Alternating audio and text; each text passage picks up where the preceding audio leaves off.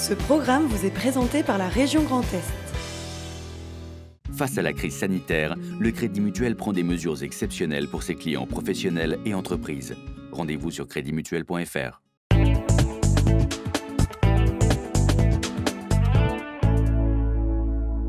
Bonsoir à tous et merci de nous rejoindre sur Alsace 20. Pour ce dernier journal de la semaine, nous vous emmènerons à la mosquée de Hurtigheim. Le ramadan s'achève dans une atmosphère forcément particulière avec la crise sanitaire. Nous irons ensuite à Wengen-sur-Moder où le musée Lalique s'apprête à rouvrir. Il fait partie de la poignée de musées en Alsace autorisés à retrouver leur public pour le moment. Et puis eux sont toujours dans l'incertitude sur leur avenir, mais ils s'adaptent. Certains bars proposent désormais de la vente à emporter, exemple à Strasbourg. Et on commence tout de suite avec cette information tombée à la mi-journée. Le second tour des élections municipales se tiendra le 28 juin, si les conditions sanitaires le permettent. C'est le Premier ministre Édouard Philippe qui l'a annoncé. Le port du masque sera notamment obligatoire dans les bureaux de vote. On rappelle que ce second tour devait se tenir le 22 mars, mais il avait été reporté en raison de l'épidémie de coronavirus, épidémie qui avait déjà pesé sur l'organisation du premier tour. Sur les 806 communes d'Alsace, seules 72 sont concernées par ce second tour, parmi elles Colmar, Mulhouse et Strasbourg. Comme partout en France, le ramadan se termine ce week-end pour les musulmans d'Alsace. Un mois sacré et perturbé par les mesures sanitaires qui n'ont pas permis aux fidèles de se rassembler dans les mosquées. Alors, comme partout, il a fallu s'adapter. Exemple à Hurtigheim dans le Korsberg. C'est peut-être la mosquée la plus champêtre de France. Inaugurée en octobre dernier, la mosquée Ahmadiyya de Hurtigheim s'apprêtait à vivre son premier ramadan. Mais comme tous les lieux de culte du pays, sa salle de prière a dû rester déserte.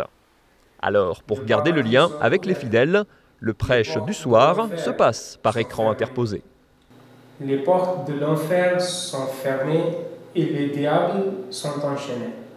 2 fois par jour, avec différents membres de notre communauté, on fait des cours, la lecture du Saint-Coran, la traduction, et après, tous les soirs, la prêche. Alors, certes, il manque le contact humain. Pourtant, la période a aussi permis de rapprocher une partie de la centaine de fidèles. On a tiré quand même pas mal de positifs puisque ça a permis de renouer le contact avec des personnes qui n'avaient pas énormément de présence à la mosquée, mais par le biais des nouvelles technologies, on a réussi à créer à nouveau ce lien avec des personnes qui étaient moins présentes. Et quand le soleil se couche sur les Vosges, la rupture du jeûne se fait donc entre proches. D'abord symboliquement avec des dates et un verre d'eau, puis avec la 4e des 5 prières quotidiennes. Le repas ne vient qu'ensuite, après 16 heures sans manger ni boire. Privé de mosquée pendant un mois entier, la religion s'est donc cantonnée au cercle familial. En fait, pour le musulman, tout endroit est une mosquée pour lui. Donc on a fait notre coin dans notre maison, on a créé notre mosquée dans notre maison. Il s'est passé des choses dans les familles, ça je crois que personne ne pourra... j'espère pour tout le monde que ça sera le même cas. C'est-à-dire que on a pu encore mieux transmettre déjà à nos enfants nos pratiques et la manière de vivre le ramadan. Le ramadan doit se terminer ce samedi. Le gouvernement devrait annoncer dans les prochains jours les modalités de réouverture des différents lieux de culte. Depuis hier, le port du masque est obligatoire au centre-ville de Strasbourg et sur les quais des bateliers. L'arrêté municipal devrait être en vigueur au moins jusqu'au 2 juin. Alain Fontanel, premier adjoint au maire, revient sur cette mesure avec Lionel Augier. C'est notre grand format.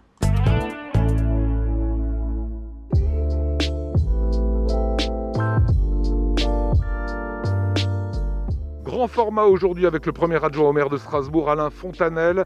Alain Fontanel, on est place du Corbeau et vous êtes devant un panneau qui vient d'être installé pour les Alsaciens, pour les Strasbourgeois. Pourquoi vous avez pris cette décision ? Avec le maire, nous avons décidé de rendre obligatoire le port du masque dans tout le centre-ville. C'est là où il y a beaucoup de monde, c'est là où il y a des zones piétonnes, où on est en proximité, où parfois les distances physiques ne peuvent pas être respectées. Et donc pour protéger tout le monde, on demande à tous les Strasbourgeois, les visiteurs, de porter le masque dans cette zone, sur les quais aussi et dans le centre-ville. Sur le quai des Bateliers qui est juste à côté aussi. Sur le quai des Bateliers qui est juste à côté, place d'Austerlitz, sur la presqu'île Malraux aussi. Voilà, c'est les endroits où les Strasbourgeois aiment déambuler. Il faut pouvoir déambuler, vivre en toute sécurité. Pourquoi cette décision de prendre le masque, même lorsqu'on marche, c'est-à-dire à l'arrière quand on est seul ? Parce qu'on est amené à croiser du monde, Dans les transports en commun, le port du masque est déjà obligatoire. Dans la plupart des commerces, il l'est aussi. Eh bien, c'est une forme de continuité. Vous savez, ce masque, c'est le masque altruiste. Quand vous le portez, vous protégez l'autre. Et il est légitime que vous attendiez de l'autre de le porter aussi. On n'est pas dans une démarche répressive, on est dans une démarche incitative. C'est un signal. Portez le masque le plus souvent. Et d'ailleurs, nous avons pris cet arrêté une fois que les masques avaient été distribués. Un premier masque lavable a été envoyé à tous les Strasbourgeois. Et c'est dans ce cadre-là que l'on peut rendre les choses obligatoires. Aujourd'hui, on le voit, la région, le Grand Est est encore en rouge. On sait que le Bas-Rhin, finalement, va passer en vert. Parce qu'a priori, il y a très peu de personnes qui vont maintenant aux urgences. Ce rouge, c'est stigmatisant quand même. Oui, ce rouge, c'est une couleur qui fait peur. Et donc, on aime notre région. On a envie que les visiteurs puissent revenir le plus rapidement possible et qu'on ne soit pas stigmatisés. Donc, on s'est beaucoup battu auprès des autorités pour essayer de changer la couleur. Bon, l'enjeu maintenant, c'est que le 2 juin, nous soyons verts. Toutes les statistiques sont au vert, c'est le cas de le dire. Et donc le 2 juin, la vie va pouvoir reprendre encore un peu plus avec la réouverture des bars et des restaurants.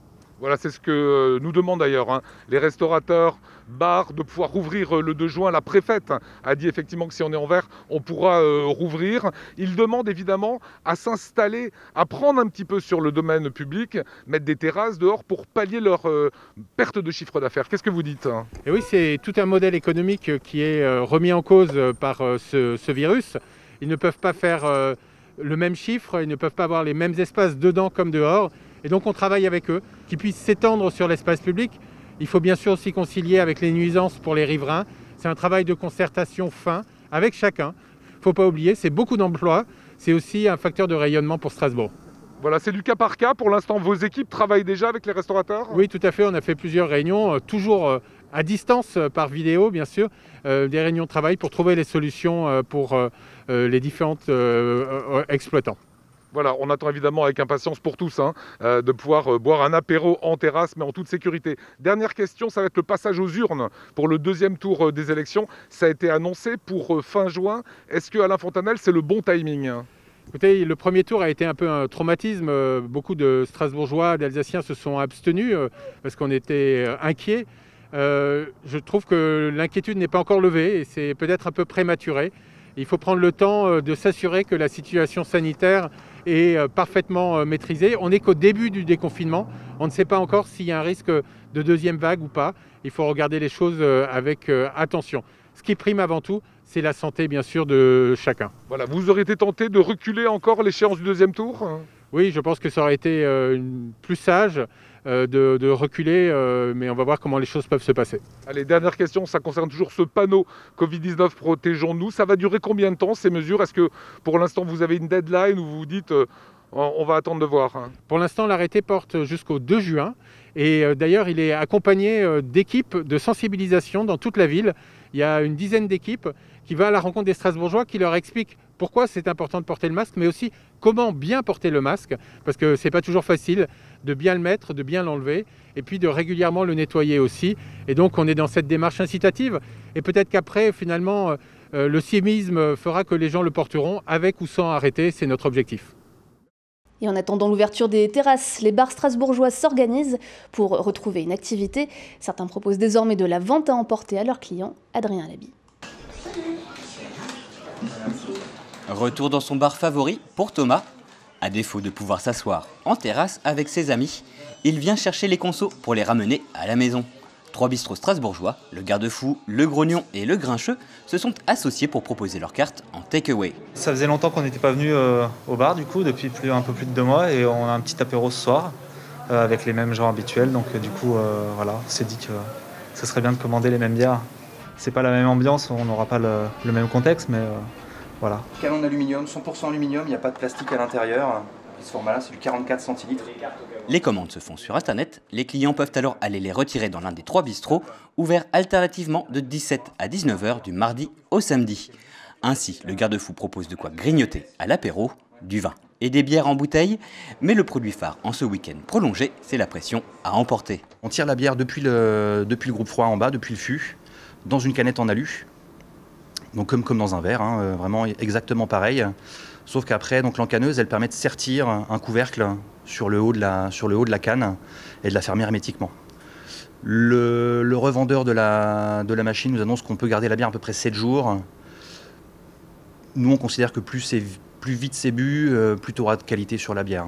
Au bout de 7 jours, elle sera pas imbuvable, mais tu vas avoir une petite perte de bulle, une petite perte de goût. Le mieux, c'est de la boire le soir même ou le lendemain. Il est aussi possible de passer à l'improviste commandé au comptoir, comme pour ces deux compères, bien heureux de retrouver un peu de convivialité après des semaines de confinement. Merci beaucoup. De rien beaucoup. Ça manque, ça manque surtout de sortir dans les bars à tout le monde. Et puis la pression, ouais, ça change de la bière canette ou en bouteille, ouais. Ça fait plaisir de ressortir, de voir des amis, profiter, un peu prendre l'air, profit du beau temps. Messieurs, la rock pepper et perles, c'est pour vous deux? Ouais. Si la vente à emporter ne sauvera pas les bars strasbourgeois, elle leur permet tout de même de se préparer au retour des clients, que tous espèrent rapide. Salut. Et les musées également sont dans l'attente d'une réouverture.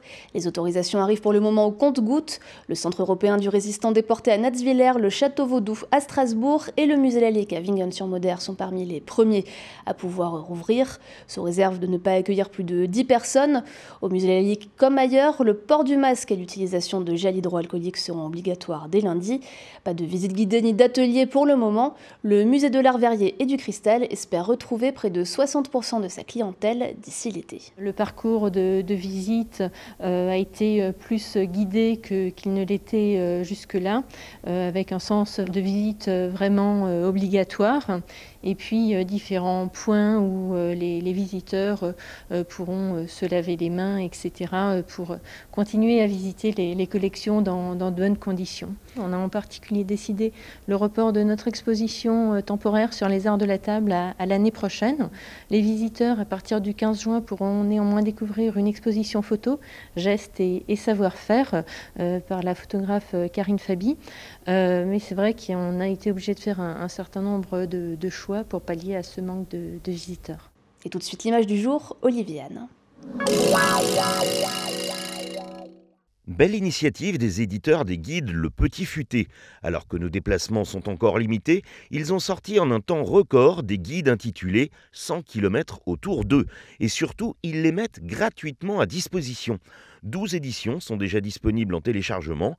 En Alsace, seul Strasbourg a la sienne, mais rien ne vous empêche de tracer les distances autour d'une autre commune. Un bel outil pour redécouvrir notre région tout en respectant les directives. Fin de ce journal, merci de nous avoir suivis. Tout de suite, retrouvez la météo et la chronique Avoir à faire avec Célia Mérimèche. Je vous souhaite un excellent week-end et à lundi sur Alsace 20.